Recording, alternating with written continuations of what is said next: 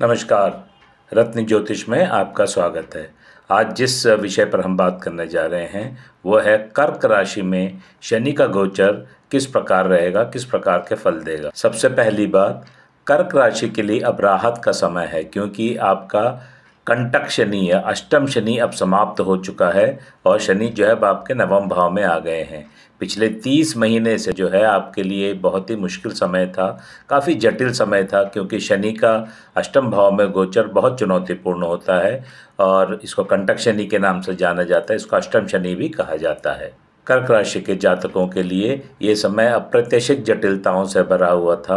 काफ़ी प्रॉब्लम्स, मुसीबतें और विपदाओं का सामना करना पड़ा रह सकता है। तो अब ये समय समाप्त हो चुका है और अब आप जो है आपके लिए राहत का समय है, क्योंकि शनि आपके अब नवम भाव में आ चुका है और नवम भाव में ये गोचर अगले 30 महीने तक चलेगा। कंटक शनि या अष्टम शनि में कर्क राशि के जातकों के लिए थोड़ा सी राहत की बात ये थी कि शनि अपनी राशि कुंभ राशि में ही थे, इसलिए आपदाओं का, ये विपत्तियों का जो लेवल है वो काफ़ी हद तक कंट्रोल में ही रहा। शनि आपकी कुंडली में लाइफ पार्टनर और पार्टनरशिप वगैरह के 7वें भाव का और 8वें भाव का स्वामी। 8वें भाव को एक दुष्ट स्थान के नाम से जाना जाता है। ये बेसिकली विपदाओं का, आकस्मिक एक्सीडेंट्स वगैरह का और इस तरह की जो जीवन में दुर्घटनाएं होती हैं उसका भाव माना जाता है, बट साथ ही ये एक टोटली ट्रांसफॉर्मेशन का भाव भी है।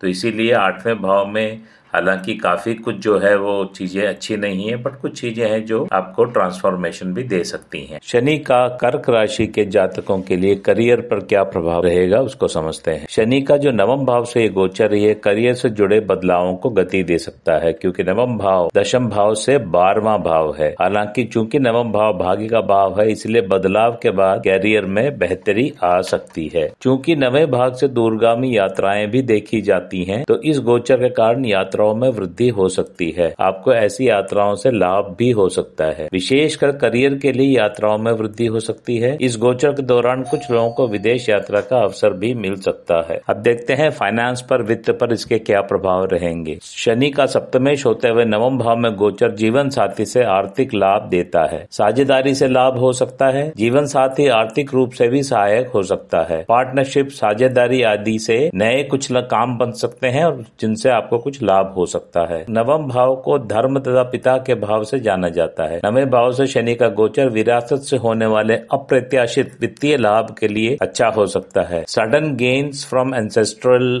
प्रॉपर्टीज और सडन गेन्स फ्रॉम आपके जो एंसेस्टर्स हैं उनके विल के द्वारा इस एरिया में लाभ हो सकता है। शनि का आपके अष्टम भाव पर भी आधिपत्य है। नवम भाव से शनि का गोचर अप्रत्याशित लाभ और विरासत के माध्यम से अनर्जित, मतलब बिना कमाया आकस्मिक धन जो है वो दे सकता है, वित्तीय लाभ दे सकता है। हालांकि नुकसान से बचने के लिए जोखिम भरे फाइनेंशियल फैसले टालने चाहिए, क्योंकि अष्टम भाव आफ्टरऑल एक दुष्ट स्थान भी है जो आकस्मिक विपत्ति भी दे सकता है। अब देखते हैं स्वास्थ्य पर क्या प्रभाव रहेगा। शनि का कुंडली में 8वें भाव का स्वामित्व है। इस भाव से दीर्घकालीन रोग भी देखे जाते हैं, इसलिए ये जातकों के लिए स्वास्थ्य संबंधी समस्याएं पैदा कर सकता है। हालांकि ये कुछ प्रतिकूल तो नहीं है, मगर यदि समय रहते को ऐसे समस्या पकड़ में आ जाए तो आपको बड़ी समस्याओं से छुटकारा मिल सकता है। चोट लगने के अवसर पैदा हो सकते हैं, खासकर वाहन चलाते समय। असमय या रिस्क लेकर गाड़ी न चलाएं एवं लापरवाही से गाड़ी न चलाएं, अन्यथा ये गोचर आपको महंगा पड़ सकता है। पारिवारिक मोर्चे और रिश्तों पर क्या प्रभाव रहेंगे। शनि कुंडली में जैसे कहा 7वें भाव का स्वामी है। कुंडली में 7वां भाव का स्वामी अब भाग्य भाव मतलब नवम भाव से गोचर कर रहा है। इससे जातकों को विवाह करने या परिवार शुरू करने में मदद मिल सकती है। ये गोचर जीवन साथी से लाभ के लिए भी अच्छा है। जीवन साथी अधिक सहायक हो सकता है, पिता से लाभ हो सकता है, जातक को पारिवारिक विरासत से भी लाभ हो सकता है। हालांकि पिता के साथ संबंध कुछ खराब हो सकते हैं, साथ ही पिता के रिश्ते या पिता के स्वास्थ्य को लेकर कुछ परेशानियां आ सकती हैं। उपाय के तौर पर शनिवार के दिन शिव मंदिर में शिवलिंग का दूध से अभिषेक कर शिव चालीसा का पाठ करें। शनिवार के दिन हनुमान मंदिर में हनुमान चालीसा का पाठ कर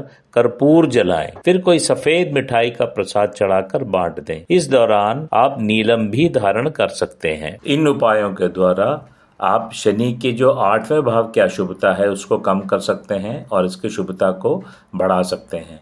आगे बढ़ने से पहले मैं आपसे रिक्वेस्ट करूंगा, यदि आपको ये वीडियो पसंद आया हो तो आप प्लीज़ मेरे चैनल को सब्सक्राइब करें, शेयर करें, लाइक करें, कमेंट करें। अगर आपके इस ज्योतिष से संबंधित या इस विषय संबंधित कोई प्रश्न हो तो आप नीचे कमेंट बॉक्स में मुझसे वो अपने प्रश्न को पूछ सकते हैं। यथासंभव मैं उसका जवाब दूंगा। अगली वीडियो में हम बात करेंगे सिंह राशि के बारे में। तब तक के लिए आप अपना बहुत ख्याल रखिए। नमस्कार।